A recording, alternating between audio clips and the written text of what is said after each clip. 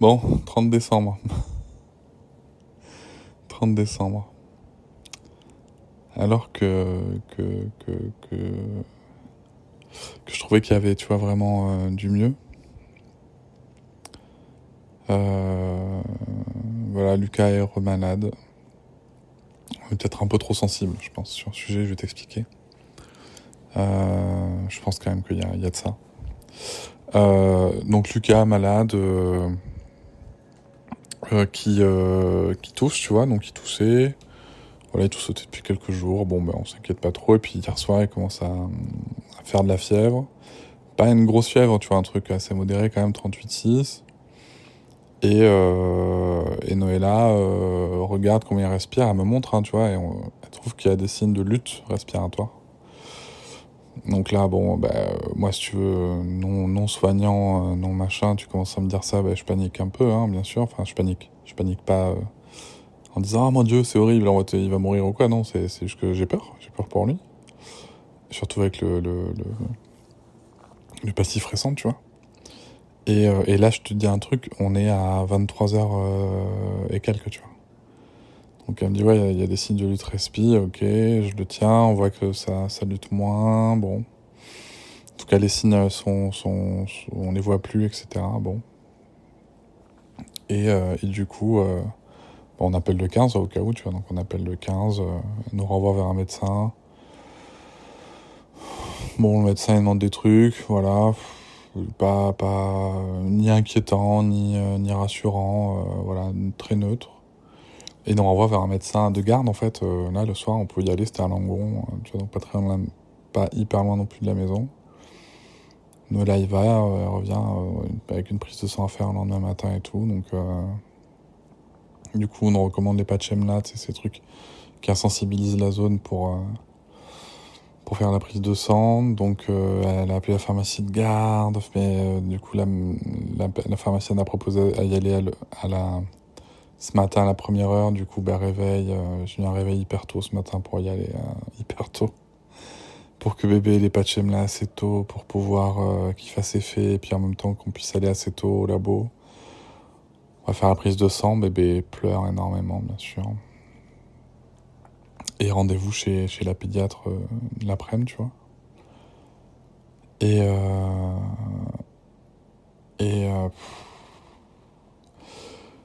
ouais, je suis fatigué là. Là, je suis fatigué, tu vois. J'en peux plus.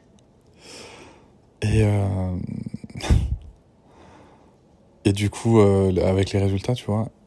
Donc bon, la prise de sang, il se trouve qu'il y avait une partie des résultats qui était pas bon, la prise de sang était mal faite, je sais pas quoi. Bon, bref. Enfin, je vais chez la pédiatre. Noëlla va travailler, je vais chez la pédiatre. C'est pas notre pédiatre habituel, c'en a une autre, très sympa, soit dit en passant, dans le même cabinet, voilà, hyper sympa. Et voilà, j'arrive, je lui explique le tout, et donc elle ausculte le bébé, elle n'entend rien dans les poumons, donc ça c'est rassurant quand même, parce que quand la pédiatre te dit non mais franchement, il y a rien. Il y a rien dans les oreilles, il y a rien au fond de la gorge, il y a rien dans les poumons. Voilà, il a juste un rhume, quoi. Alors elle s'est quand même permis quelques remarques en mode non mais d'où on envoie un bébé faire une prise de sang parce qu'il a un peu de fièvre. Alors tu vois, en fait c'est pas toi, tu vois, c'est pas toi, c'est pas la remarque, elle est pas spécialement vers moi, si tu veux, mais voilà, toi t'arrives en mode il doit avoir un truc grave, tu vois, parce qu'il y a, attendez-toi qu'il y a une prise de sang, il y a une radio du poumon à passer, on nous parle de, enfin voilà, c'est pas rassurant non plus, tu vois. Et en fait, elle a dit, mais votre bébé, il a rien, mais faites même pas la radio, ne lui imposez pas une radio pour rien, quoi. Je suis d'accord avec elle, tu vois. Et en fait, c'est pas la première fois que moi, je me retrouve à aller comme ça chez le médecin, pour Lucas, où on me dit, ouais, attention, il y a peut-être un truc grave. Et alors, en fait, moi, je passe pour le guignol de service en mode, non, il y a rien, tu vois. Alors après, est-ce que ça vaut pas le coup quand même d'aller vérifier? Moi, je pense que si, hein, ça, j'ai pas de débat là-dessus, tu vois.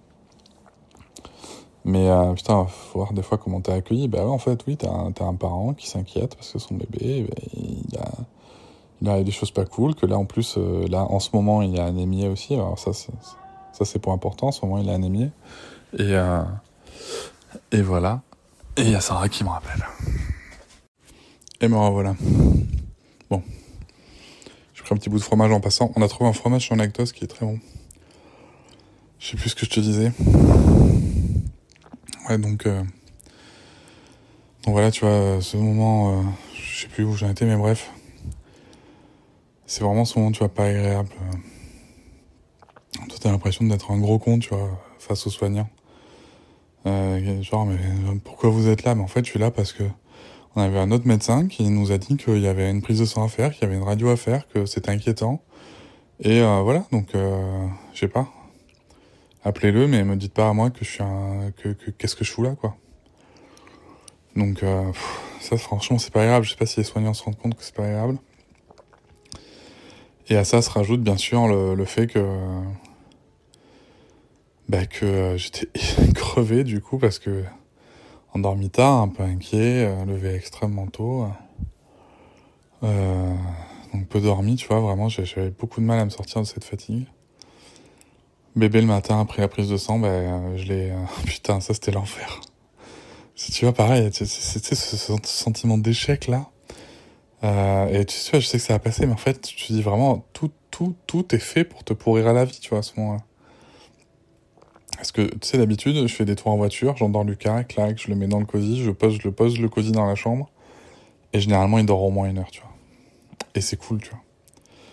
Et là, en fait, j'arrive, donc je l'endors en rentrant, j'arrive pour le poser, il se réveille une fois, ok, je repars direct en voiture, il se rendort, je me dis, ok, c'est bon. Deuxième essai, ça marche pas, je fais, putain, non. Et là, en fait, j'ai roulé. J'ai roulé pendant 1 heure et demie. Voilà. J'ai roulé pendant 1 heure et demie, j'étais épuisé. J'arrive, il y avait ma mère donc qui était avec Sarah. Le repas, machin et tout. Lucas mange un peu, tu vois, ça se passe. J'explique à la mère, je suis crevé, je fais la vaisselle, je range tout, je lui dis écoute, je vais essayer de prendre 20 minutes pour faire une mini-sieste.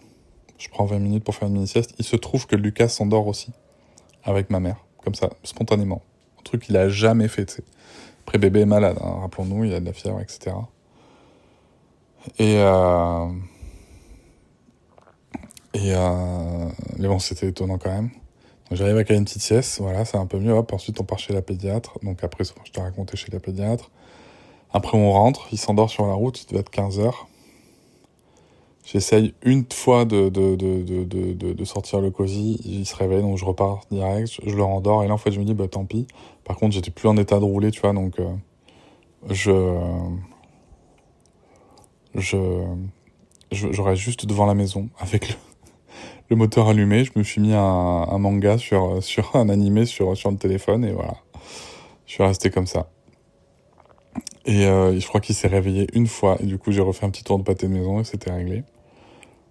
Et voilà, comme ça jusqu'à ce que Noël la rentre d'ailleurs, tu vois, pendant 1 heure et demie. Voilà, elle a pu rentrer tôt.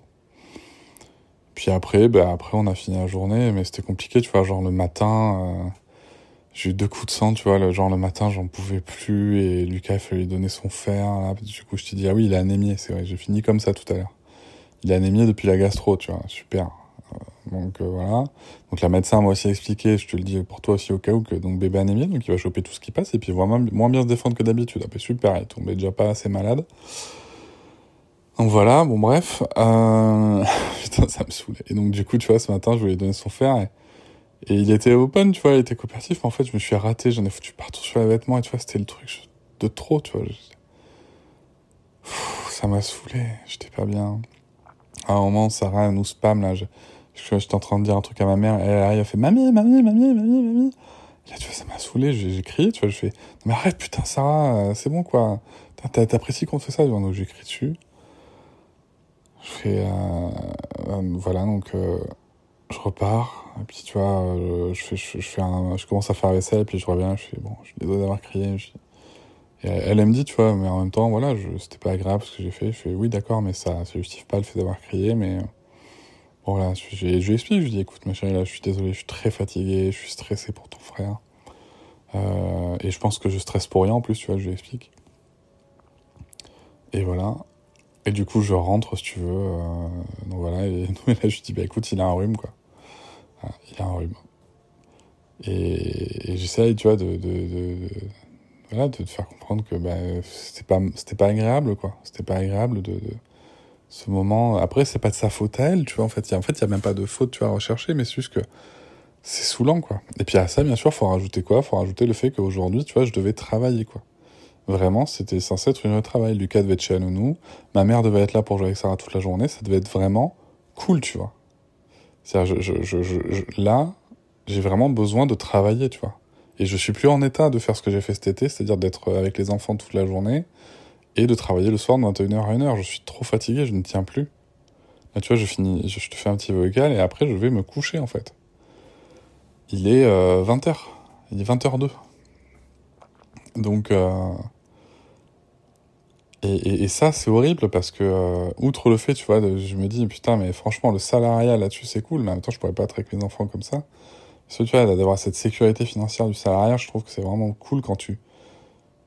Je pense que, tu vois, si je devais donner un conseil à des gens qui hésitent, tu vois, dans l'entrepreneuriat, les enfants dans quel ordre et tout, je leur dirais, tant que vous êtes dans le salariat et que votre taf vous plaît, et que ça vous met pas mal, franchement, faites des gosses à ce moment-là.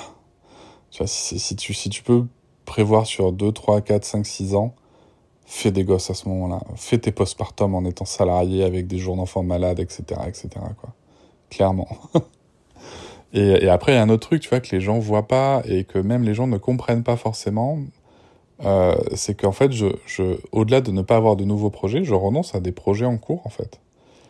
Et ça c'est un peu triste parce que, tu vois, des idées, j'en ai plein, de la volonté pour faire les choses, j'en ai plein, ça m'enthousiasme de ouf, mais en fait, je dois renoncer à ça parce que là, cette année, tu vois, j'ai perdu des semaines entières de travail.